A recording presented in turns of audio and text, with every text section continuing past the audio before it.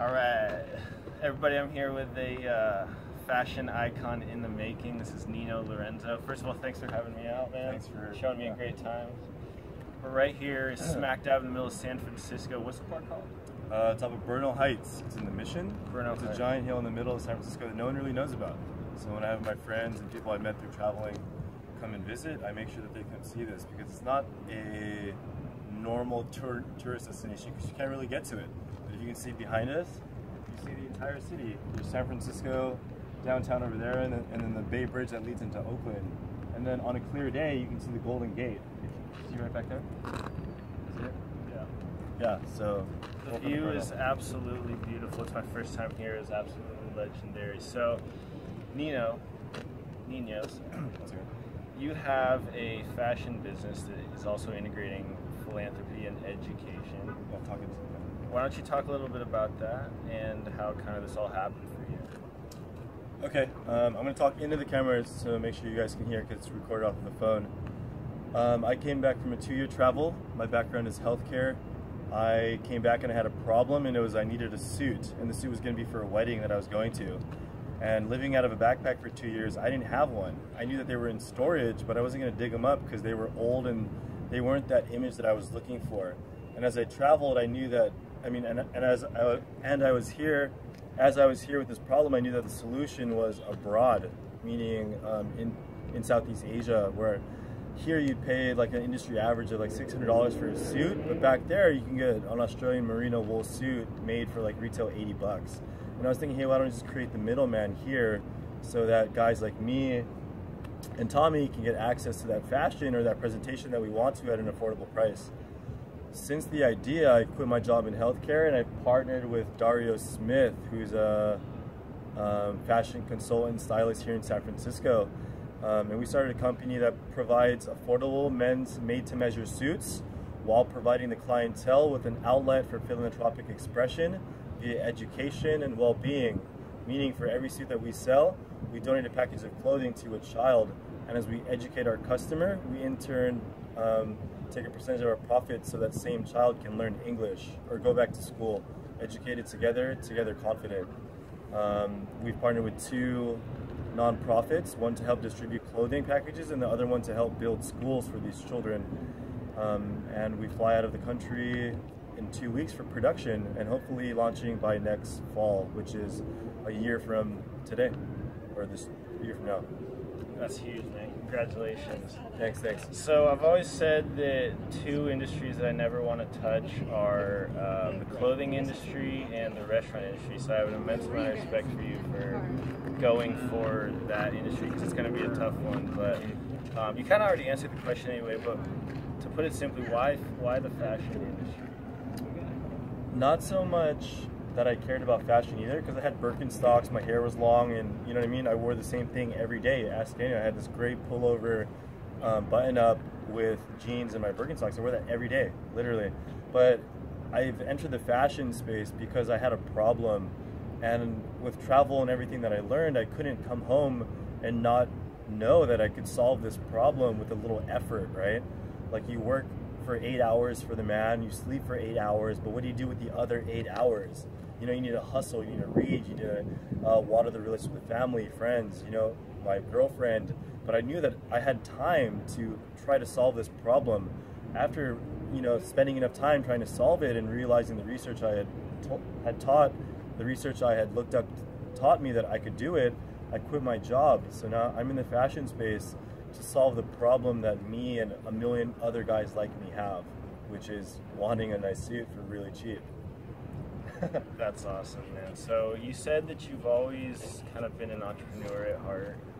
And I guess I want to ask, what really drives you to be an entrepreneur at the end of the day? What motivates you? Motivates me, so I think of the end in mind, right? And the end in mind is being able to spend your most valuable form of currency with your loved ones, which is time. Meaning I don't want to ever clock in on a 9 to 5 again. And I want to be able to create something that, one, takes care of people, planet, but also gives me a small profit so that I can make money while I sleep. You know, like, why do I have to be clocked into a job to make money, right? We went to school and we were taught this education to work a factory line, right? Our educational system is built from the industrial age. And when I realized that, and I mean really realized that, I was like, I don't want to work for the man. I want to be that man. And that's what keeps me up at night.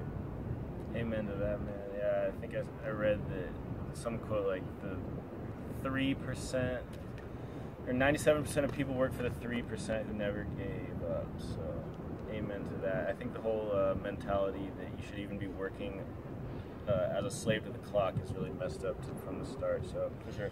Also, you said you read a book about young entrepreneurship. It's really inspiring to me. What tips would you have for a young entrepreneur? So the tips that I would have for a young entrepreneur, I am a young entrepreneur, and the only thing that I could tell you from what I've learned so far, which is a lot, you know, I really just put my head down the past 6-7 months and really just learned, is read, right? Network genuinely, meaning don't try to use people as stepping stones. There's this really important meme to me that I saw online, and it's a box, 2 columns. One says Europe, one says America, and both of them have a step ladder or steps. The other one has European DJs helping each other up to get to the top, whereas American DJs are pushing each other aside to try to race to the top, right? There's no help there. So read, network, and use each other, but not use each other. Does that make sense? And a young entrepreneur, no one's gonna do it but you, right? You have an idea, you have a book you want to write, you have a surfboard you want to wax so that you can get out on that water. No one's going to do that work but you, right? So when you have something, just remember, it's just going to be in here until you write it on a piece of paper and then do something about it. That's absolutely huge for me. Yeah, I think the mindset that you need to step on other people to get where you need to go is not even real anymore, as we see the corporate structure break down. So that's huge. Last question I want to ask is, the first thing I asked you was if there's one goal that you absolutely could not fail at in life, what would it be? And you said to be a good human. And I thought that was huge. Can you elaborate on that really and tell me what that means to you? Sure. I'm just going to repeat what you said in case you didn't hear it. He said that what was my goal in life if I had one of them, and my answer in the car was that just to be a good human. And you want me to repeat why, or elaborate why? Yeah, elaborate on what that means to you and kind of why that's important to you, and as a millennial, why it's important for your dollar to mean something, and also just spread love. I was a very arrogant, ego-driven, but also self-destructive person before I went on that travel, and that was psychologically rooted from life traumas, right? So everyone acts a certain way because of certain things, and so you can never pass judgment because you don't know what those things have led up to that interaction with that person, right? Like someone could cut you off and then them be very upset for cutting you off, but you don't have no reason why they're upset, right? So I try to say be a good human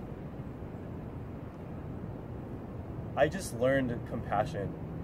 Travel taught me compassion. It taught me that I wasn't it. It's not about me. And if I can go throughout my day and give someone love and smile and light and share these nuggets that I've shared, I think that's much more impactful than trying to send someone hate or fear or anger. That's so awesome. I think just the message for me is, and for the rest of my life, is just to be a good human. That's awesome. Well, thank you so much for that. The company is suited well. Last thing, floor is yours. What do you want to say to YouTube? I met Tommy 2 days ago, and I feel in the past 2 days that with surrounding yourself with the right people, you will definitely take the right steps of what you want to do. So as YouTube listeners, make sure your circles give you value and help you, and you help them. And this guy loves Tai Lopez.